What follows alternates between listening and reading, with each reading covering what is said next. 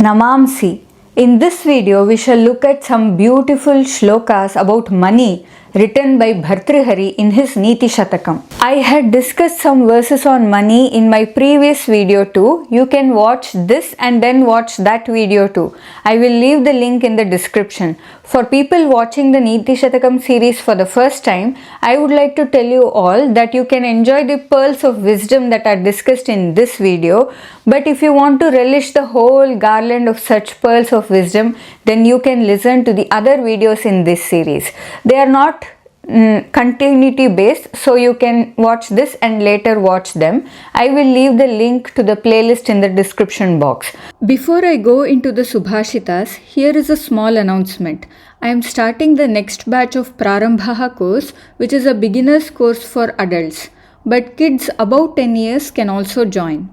In this course, you will learn to make proper sentences in Sanskrit and you will be able to speak to some extent.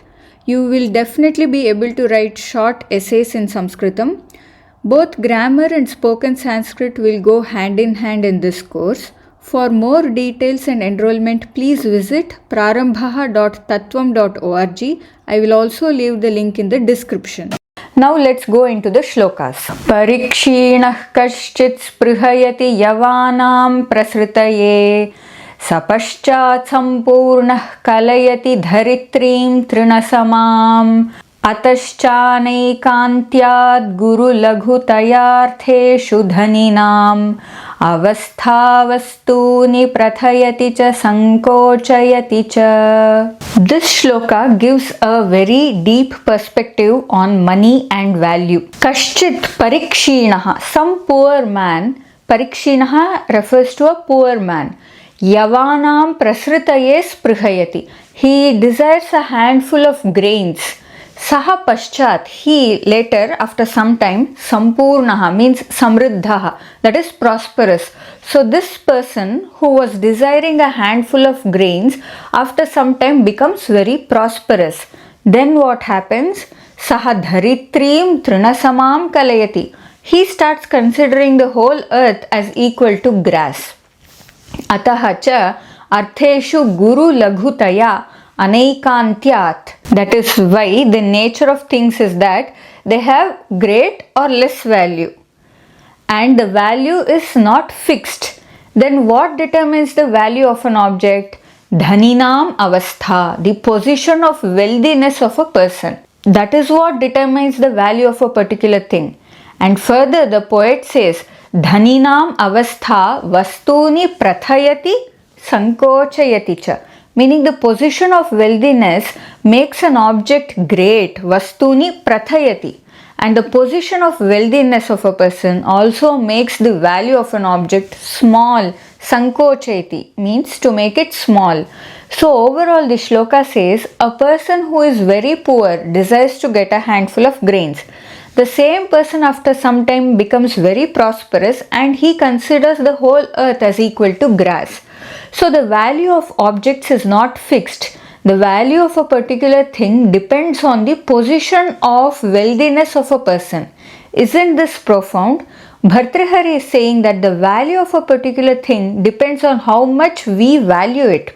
The next shloka goes like this. Rajan dudhukshasi yadi kshitidhenumetam tenadyavatsammiva lokamamum pushana tasminscha samyaganisham pariposhyamane nana phalaif phalati kalpalateva bhumi. This is also a profound one. The poet says, Hey Rajan, O king, yadi etam kshitidhenum dudhukshasi, if you wish to milk this earth, which is like a cow, that is, if you wish to extract wealth from this earth, then tena adya vatsam iva lokam pushana, then you nourish the calf like pupil. Bhartrhari is essentially telling the king, if you want to extract wealth from your land, then first nourish the pupil and then extract wealth. Then he says, Tasmincha samyak anisham paripushyamane, meaning when they, that is the citizens or the people, are nourished well day and night, then Bhumihi kalpalata iva nana phalaihi phalati. Then the earth, like a wish-fulfilling creeper, will yield a variety of fruits. If you wish to extract money or wealth, then you also need to make sure you nourish those people. If you nourish the people, then this earth will give you all kinds of fruits or wealth. Bhartrhari is addressing the king here, but I think it applies to all. The next shloka goes like this.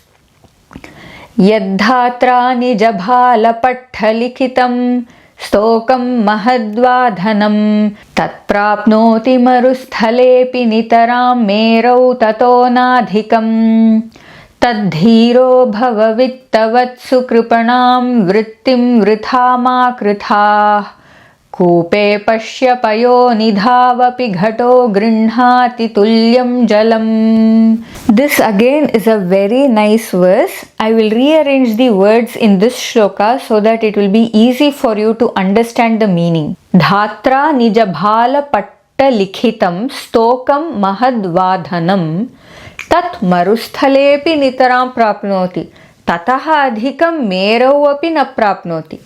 Dhata means creator and dhatra means by the creator. Nijabhala patta likhitam is that which is written on the forehead. This is called Hane Baraha in Kannada, and in Tamil it is called Talalilithu. These words we generally use in a disempowering way, but Bhartrhari is going to say something empowering in this shloka using this. So Dhatra Nijabhala Patta Likhitam is whatever is written on the forehead by the creator. Stokam Mahadvadhanam. Stokam means little and Mahad means huge, and Dhanam, as you all know, is money. So whatever the creator has written on your forehead, whether it is little money or huge amount of money, tat marusthalepi nitaram prapnoti. That you will fully get even in the desert. You will certainly get that amount even if you are in a desert. Marusthalam means desert. Tataha adhikam merau api na prapnoti. More than that, that is more than what is written on your forehead by the creator, you won't be able to get even on Meru mountain, which is a golden mountain. Tad dhiro bhava is actually tasmat dhiro bhava, meaning therefore be brave. Vitta vatsu kripanam vrittim vritha ma krithaha. Do not have a slave-like attitude towards the rich. Vitta vatsu refers to towards the rich. Vittam means money and Vittavat means one who possesses money. Kripanam vrittim means a slave-like attitude or overly pleasing attitude. Vritha means it's a waste. Ma krithaha, don't do it. Then he says, Pashya, see, Koope payonidhau api ghataha tulyam jalam grinhati, meaning the pot takes equal quantity of water from the well as well as from the ocean. Koopaha in Sanskrit means well and payonidhi means ocean. Ghataha is pot and tulyam jalam is equal water. Grinhati means holds or grasps. So basically what he is telling is, you will get the money as per your capacity. If your pot capacity is big, then you will get more money, and if it is less, then you will get less money wherever you are.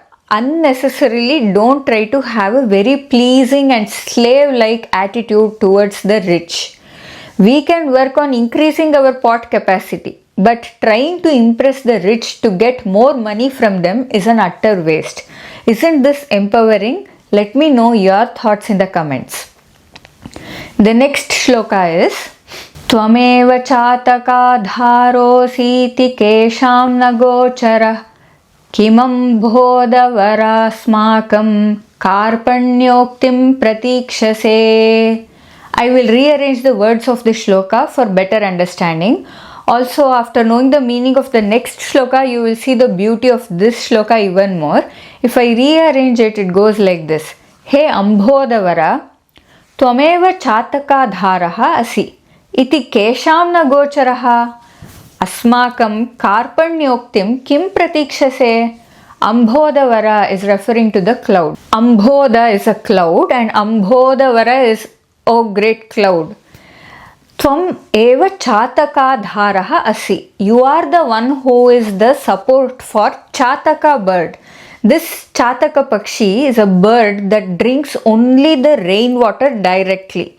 It will not drink water from ponds or lakes or rivers. So the Chataka bird is entirely dependent on rain. And the poet says, Iti Kesham na gocharaha, and who doesn't know this? Everyone knows that the Chataka bird is dependent on the clouds for rainwater. Asmakam karpanyoktim kim pratikshase, then why do you expect us to beg you? Karpanyokti is asking very helplessly. The poet is trying to say that those who give will give by themselves. They will not expect you to go and ask them helplessly. You can also consider this shloka as a continuation of the previous shloka, where the poet asks not to behave like slaves of the rich people. Those who wish to give for your services, they will give. You do not have to overly please them, or you do not have to beg them.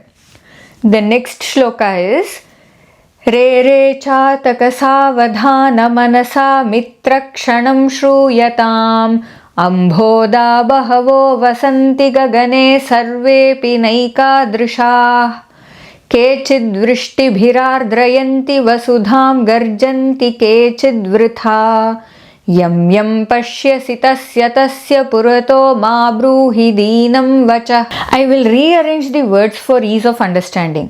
रे रे मित्र चातक सावधान मनसा क्षणं श्रूयताम् गगने बहवः अम्भोदाः वसन्ति सर्वेपि न एकादृशाः केचिद् वृष्टिभिः वसुधाम् आर्द्रयन्ति केचिद् वृथा गर्जन्ति यं यं पश्यसि तस्य तस्य पुरतः दीनं वचः मा ब्रूहि.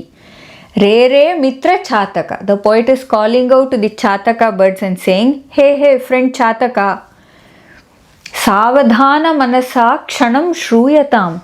With attentive mind, listen to me for a second. Gagane bahavaha ambhodaha vasanti. In the sky, many clouds live. Kechid vrishtibhihi vasudham ardrayanti. Some wet the earth through their rain. Kechid vritha garjanti. Some clouds just roar, they just make sound. Then Bhartrhari says, Yam yam pashyasi, whomever you see, tasya tasya purataha, in front of them all, deenam vachaha ma bruhi, don't speak your helpless words. Through the example of clouds and the Chataka bird, the poet is beautifully saying that just because someone has wealth, don't go and show your helplessness in front of them. Some people, like some clouds, give to others, and some people, like some clouds, just make noise and do not give. It applies to everyone and everything, not just money. Only if we know that a particular person will be willing to help us, we should share our difficulty and helplessness with them. We shouldn't share our difficulties with everyone. With this, the ArthapaddhatiH of Nitishatakam is over. Next is the DurjanapaddhatiH, the characteristics of bad people.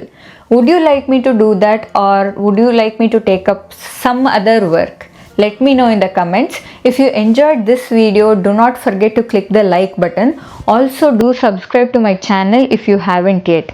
Agrime chitre melitasmi namo namah.